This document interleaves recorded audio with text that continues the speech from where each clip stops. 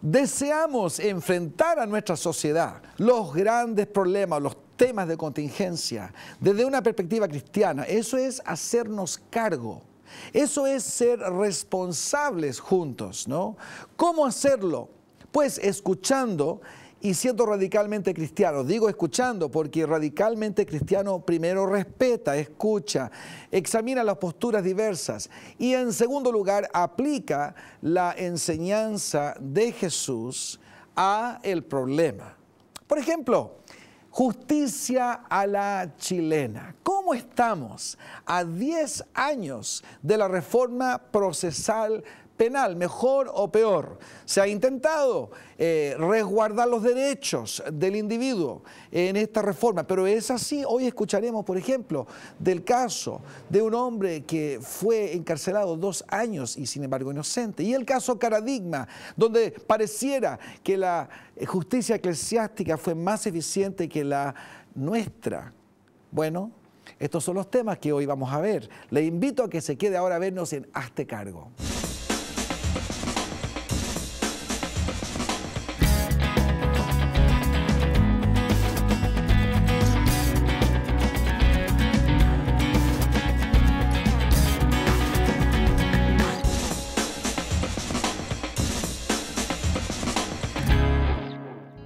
Se supone que en una democracia nuestra justicia es soberana, independiente y resguardadora de los derechos del individuo. Sin embargo, con mi invitado no lo ha sido. 2 años, Jaime Moraga Muñoz estuvo encarcelado injustamente y hoy ha tenido la valentía y la buena voluntad de venir a estar con nosotros. Jaime, bienvenido a Hazte Cargo, porque te he invitado, yo sé que no es fácil para ti, pero que nos cuentes un poquito tu situación. ¿Cómo fuiste encarcelado estos 2 años? ¿Por qué, Jaime, estuviste preso?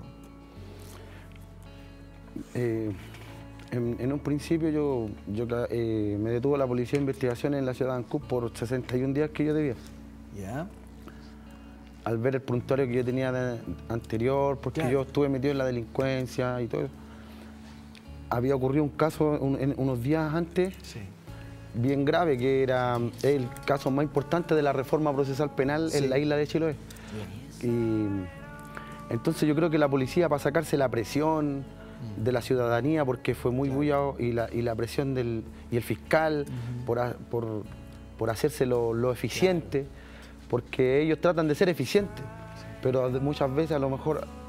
El año pasado hablaba con una abogada que me decía que el año pasado hubieron 500 y tantos casos de personas que estuvieron presos y eran inocentes. Inocentes. Estoy leyendo un libro recién, Jaime, donde un hombre condenado a la muerte en Estados Unidos, ¿no es cierto? 7 años estuvo lo que llaman death row, ¿no? Donde lo van a condenar a la muerte y esperando la inyección letal, ¿no es cierto? Pero al final se comprueba que es inocente. Pero en ese periodo casi se vuelve loco. Hasta casi cree que hizo lo que le imputan.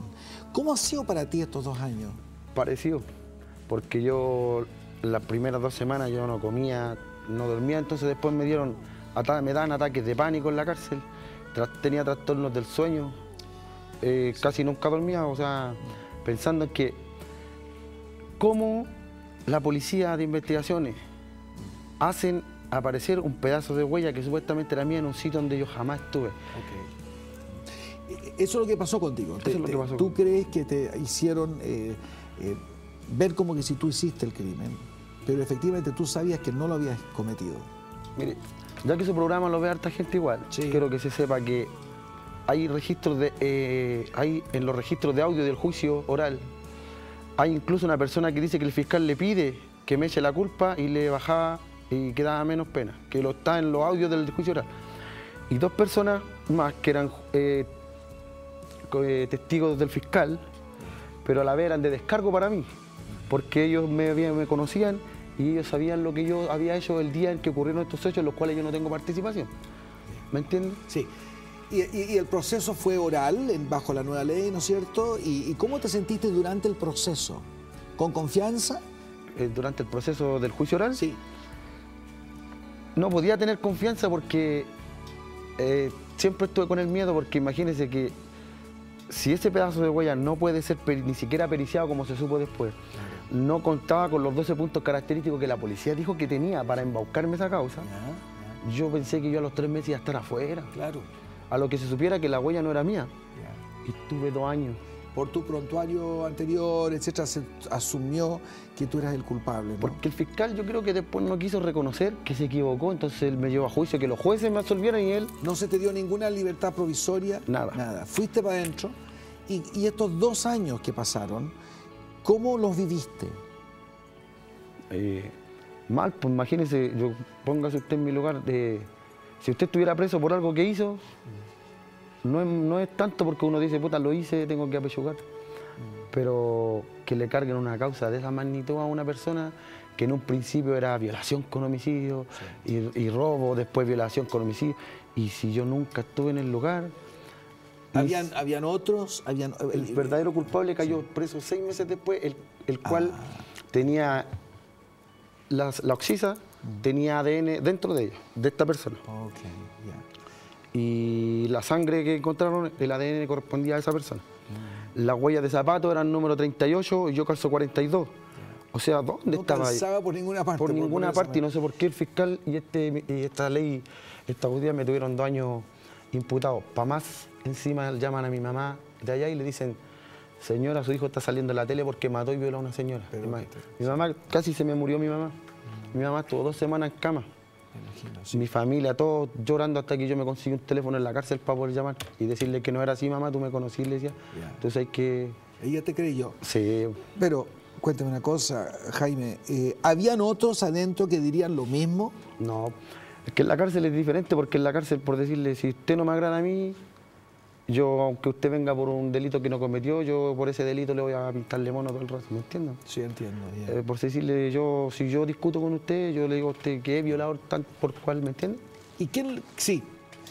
¿Y qué tipo de defensa has tenido este tiempo? Los abogados los visitaban, tenía personas que le ayudaron, de alguna manera lo ayudaron para... La persona que más me ayudó y siempre me dio confianza fue primeramente don Rodrigo Larcón de la Defensoría Penal Pública y ahora don Antonio Guerra Sepúlveda, que siempre creyó en mí. Yo lo único que le pedía, por favor, que la huella no la pericie la Policía de Investigaciones, porque ellos ya dicen que la huella es mía y no es mía. Sí. Entonces yo tenía ese miedo siempre. Sí. Y que me fueran a condenar por algo que no había hecho, ¿me entiendes? Así que... Entiendo. ¿Y qué ha pasado ahora que se comprobó que no eran sus huellas? Salí absuelto. Salió absuelto, pero ¿alguna responsabilidad se ha imputado a quienes buscaron demostrar que usted era el culpable? Nada, eso es lo que yo me gustaría, por decirle, ayuda, asesoría legal, porque uno no le puede quedar debiendo ni un día al Estado. Claro. Si a usted le condenan a 5 años y un día, hasta el día tiene que pagarlo. Correcto. ¿Y por qué ellos me van a tener preso a mí 2 años por algo que no hice? Más encima, yo ya no soy el mismo, yo tengo que tomar pastillas para andar tranquilo. Sí. Tengo ficha psiquiátrica, ¿me entiendes? Yo quedé mal, mi mamá está con mi mamá está mal, quedó mal, mi mamá. Porque yo le contaba a mi mamá que tenía miedo de que me... Jaime, ¿qué le pedirías tú a nuestro proceso legal? ¿Qué le pedirías tú al Estado? Ahora, mirando hacia atrás, gracias a Dios estás afuera, gracias a Dios estás libre para venir acá y exponer tu caso, pero ¿qué le pedirías tú? ¿Qué necesita nuestro sistema legal para evitar los casos como el tuyo? Es que no sé, tendrían que como cambiar, yo creo, una gran parte de cómo se dirige una investigación, porque en este caso, mire, un perito, los 2 policías que me detienen por los 61 días, yo estoy seguro que esto fue así. Dijeron, mira tiene el medio puntuario, claro. Lo cargamos con la causa de allá y los van a creer al tiro, por último, de aquí a que encontremos al culpable que lo tenemos a este país. Yo estoy seguro que así fue, seguro. Entonces estos compadres hablan con un colega de la brigada de homicidio que pericie la huella y diga que el pedazo de huella es de él, ¿no? Y después cuando encontramos al culpable, pero se le escapó de las manos, claro. ¿Me entiendes? Porque yo tengo una ficha psiquiátrica ahora y yo que mal y... Usted es un individuo de nuestra sociedad chilena, usted es importante, usted debía tener todo el resguardo de la ley como todos nuestros ciudadanos, ¿ok? ¿Ha recibido alguna recompensa por todo esto? ¿Qué ha sido el resultado de esto para su vida ahora? Para mi vida un desastre. ¿Por qué? Porque perdí mis amigos, perdí mi trabajo en ANCUP, ya no soy el mismo, yo yo sé que yo no soy el mismo, mi familia igual me dice que yo no soy el mismo, ya esto Parte de los llamados que hemos hecho en este cargo muchas veces es que se consideren a quienes son expresidiarios y les ayuden en trabajo, y creemos que es una de las formas de hacernos cargo de lo que es nuestra abrumante situación con nuestros presos en Chile. Pero en este caso yo voy a extender ese llamado, no solo a que quizás quienes estén viendo esto consideren ayuda para Jaime, no solo en un trabajo que él pueda hacer, porque no se consideran condiciones de trabajo, sino que también alguna ayuda legal, porque en este momento tiene defensa, tiene formas de seguir adelante con esta demanda que ha hecho ahora el Estado. No, de hecho no he hecho nada porque no. El otro día salió hablando don Alfredo Morgado en la televisión respecto de esto, pero no he ido. Bueno, en otras sociedades se le indemniza a una persona como usted, porque eso obliga a nuestra justicia, a nuestro sistema legal y de justicia, a ser mucho más cuidadoso de resguardar lo que son los derechos de cada persona. ¿Okay? Bueno, usted, mi querido Jaime, antes de este programa oramos juntos, ¿no es verdad? Sí. ¿Usted ha encontrado en su fe alguna manera de respaldo, de sanidad, de fortalecimiento? Yo creo que si no fuera por el amor de Dios, yo a lo mejor no habría resistido. Sí. Okay. Porque imagínense en Puerto Montt, lejos de la familia, ahí sobrevivir como siempre uno sobrevivió, pero... ¿Usted vio a nuestros evangélicos ahí adentro en las cárceles trabajando? Sí, porque uno de los grandes esfuerzos y una de las más grandes, diría, aportes a nuestra sociedad es el trabajo de los evangélicos dentro de las cárceles, donde, por ejemplo, en la penitenciaría, en la calle 4, se han transformado personas. Y recomiendo en el caso suyo, como también en el caso de muchos que se sienten injustamente tratados, pues que en Cristo puedan recibir sanidad, fortalecimiento y, claro, una vida nueva. Así que, Jaime, bienvenido a la libertad. Bienvenido a este cargo. Tengo que agradecerle muchísimo y espero que quienes han escuchado y sientan un llamado de Dios a ayudar a Jaime puedan hacerlo. Pónganse en contacto con nosotros, contacto@estecargo.com. Díganle, quiero ayudar a Jaime y a ver, ojalá que esto sea así. Bueno, que el Señor le bendiga, Jaime, que Cristo le dé fortalecimiento y muchas gracias por compartir su testimonio con nosotros en este programa Justicia a la Chilena. Gracias. Gracias a usted. Tenemos un informe con relación a lo que es la justicia en Chile. Veámoslo. En 2010 se cumplieron 10 años desde la puesta en marcha de la reforma procesal penal, que en su momento causó gran expectativa por el importante cambio que significaba en la forma de hacer justicia en Chile. Un nuevo código que representaba el fin del sistema inquisitivo presente en nuestro país desde 1906 y que se caracterizaba por ser escrito, secreto y por reunir en una sola persona, el juez del crimen, las facultades de investigar, acusar y sentenciar. Hoy existe un sistema acusatorio, público y oral, donde la responsabilidad recae sobre el Ministerio Público, quien debe investigar. Si existen antecedentes suficientes, formula acusación ante el juez de garantía para que se inicie un juicio oral. El nuevo sistema incluyó la creación de una Defensoría Penal Pública, con el propósito de prestar servicios a los imputados que no tienen los recursos para costear una defensa. Este modelo intenta establecer un sistema que dé cabida a un proceso penal transparente, público, oportuno, accesible, comprensible y eficaz. Sin duda, son muchos los aciertos, pero basta con echar un vistazo a un sinnúmero de casos que dejan en evidencia algunas de sus debilidades y que hoy no dejan tranquila a la opinión pública.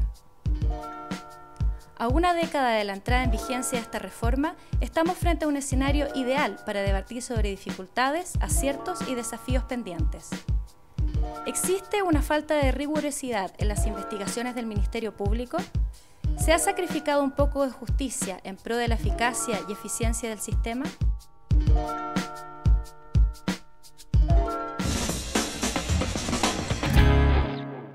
Y así la reforma procesal penal nos ha hecho reflexionar mucho si es que efectivamente es causa, como algunos dicen, de la puerta giratoria, donde se le respeta tanto al delincuente que efectivamente puede salir y seguir delinquiendo, o efectivamente hemos avanzado en nuestra sociedad como para resguardar los derechos del individuo. Bueno, qué mejor experto tengo conmigo hoy que una defensora nacional, la misma Paula Vial, quien ha dedicado mucho tiempo, a veces muy valientemente, para defender al que a veces es indefensible, defender al que a veces es rechazado, porque ella toma el caso de los que normalmente no tienen quien los defienda. Paula, muchas gracias por estar con nosotros en este cargo hoy día. ¿Por qué pasan, Paulo, casos como el de Jaime Moraga, que recién vimos? Bueno, desafortunadamente hay varios factores que se replican en el marco de la investigación, que son justamente las causales a partir de las cuales se producen errores o situaciones de injusticia y de arbitrariedad de personas que en definitiva son inocentes y que son juzgadas, son investigadas, pero peor y mucho más grave que aquello, están durante la investigación privadas de libertad. De acuerdo a nuestras cifras, eso además ha ido en aumento, desafortunadamente. Nosotros tenemos que el año pasado, el 2010, tuvimos sobre 500 personas que, siendo inocentes, declarado aquello finalmente en una sentencia, estuvieron durante la etapa de investigación privados de libertad, estuvieron presos. Y obviamente, y esa cifra, lo que es tal vez más grave, es un 20% mayor a la que se producía respecto de años anteriores. Representan ellos además cerca del 25% de las personas que son declaradas inocentes, son absueltas, que estuvieron privadas de libertad. Y obviamente, ¿me dices tú? Cerca de un 25% de todos quienes son absueltos durante el año 2010 estuvieron algún tiempo privados de libertad, lo que obviamente es una circunstancia que a nosotros nos preocupa enormemente. ¿Cómo cambiarías eso, Paula, en este sistema, en un ambiente donde también la voz pública es por mano dura con el delincuente, cero tolerancia? ¿Cómo equilibramos estos temas? Yo creo que ese ambiente es absolutamente propicio para que se produzcan y vayan creciendo además en número los errores que hemos mencionado, como el caso de Jaime, que es gravísimo para la vida de una persona. A veces uno tiene la sensación de que en términos sociales se olvida la relevancia que tiene un derecho tan fundamental como es el de la libertad y se es muy liviano respecto de pidiendo cárcel para todo el mundo, ¿no es cierto? Y ese ambiente, como digo, es propicio para que se produzcan más de estos errores, precisamente porque hay un afán permanente de eficiencia y de logros que lleva a que muchas veces los procedimientos sean apresurados y que los estándares de exigencia en términos probatorios o en términos de cómo se realizan las diligencias de investigación sean mucho más livianos de lo que en realidad correspondería. Y sin embargo, el otro día, Paula, ¿cómo respondemos a situaciones que estamos viendo en Chile también? Una pandilla de 16 años, 2 muchachos, una mujer, invaden un hogar. Ella está esperando guagua, casi los estrangulan, los amenazan con cuchillas, etc. Y les roban todo, y son delincuentes anteriores con prontuario. Llegan, son pillados porque después pasan a otra casa y ahí los detienen, pasan a la corte y son liberados para seguir delinquiendo. ¿Cómo enfrentamos esta situación? Es un tema complejo, evidentemente pretender una sociedad con el nivel de desarrollo que tenemos hoy que no tenga delincuencia es utópico. La forma de enfrentar la seguridad, yo diría que en general, y de hecho es parte de la contradicción que muchas veces uno observa, mucha gente privada de libertad. Chile es uno de los países que tiene las más altas tasas de privación de libertad, en circunstancias que se trata de un país seguro en general. Y entonces hay un ambiente que de alguna manera hace que estas situaciones se magnifiquen. Como digo, es imposible que una sociedad como la nuestra, ¿no es cierto?, no esté exenta de delincuencia y por tanto hay que tener una respuesta y una respuesta firme indudablemente frente a los delitos, pero también con una exigencia de respeto universal de los derechos humanos. Es decir, cuando una persona es investigada, perseguida por la comisión de un delito, no pierde por ello todos sus derechos, muchas veces solo el de la libertad, como democracia nosotros tenemos que hacer gala del respeto que tenemos por esos derechos, protegiéndolos aún en esas circunstancias, precisamente porque casos como los de Jaime, ¿no es cierto?, nos muestran que es perfectamente posible que el sistema se equivoque y que prisionice a gente que es inocente. Entonces hay que tener mucho cuidado respecto de las exigencias, respecto de los estándares, y casos como el que me relatas obviamente ocurren frecuentemente, ¿no es cierto?, y pueden darse, pero eso no significa que uno no sea exigente también a la hora de exigir el cumplimiento de los derechos y de las garantías. Sí, la cero tolerancia de Giuliani, ¿no es cierto?, involucraba muchas cosas también, trabajo, provisión de trabajo para gente, el involucramiento de la ciudadanía en todo lo que es el combate al crimen, había muchas cosas, pero ciertamente uno de los temas fue asegurar que el criminal es castigado. Ahora, tú eres un fan de este sistema, ¿no? ¿Por qué? Bueno, yo creo que la reforma ha transformado realmente la justicia penal, la forma de resolver los conflictos penales respecto de lo que existía aquí en nuestro país.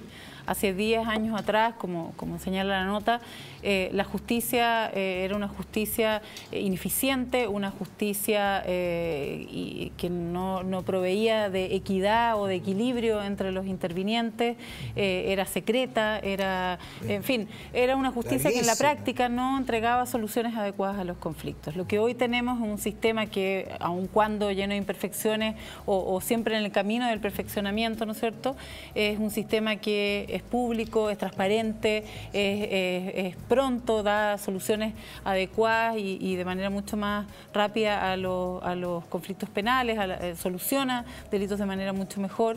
Y en consecuencia, lo que hoy tenemos como sociedad es un sistema que resuelve adecuadamente los conflictos y que entrega soluciones, ¿no es cierto?, que son mucho más integradoras, que tiene alternativas también.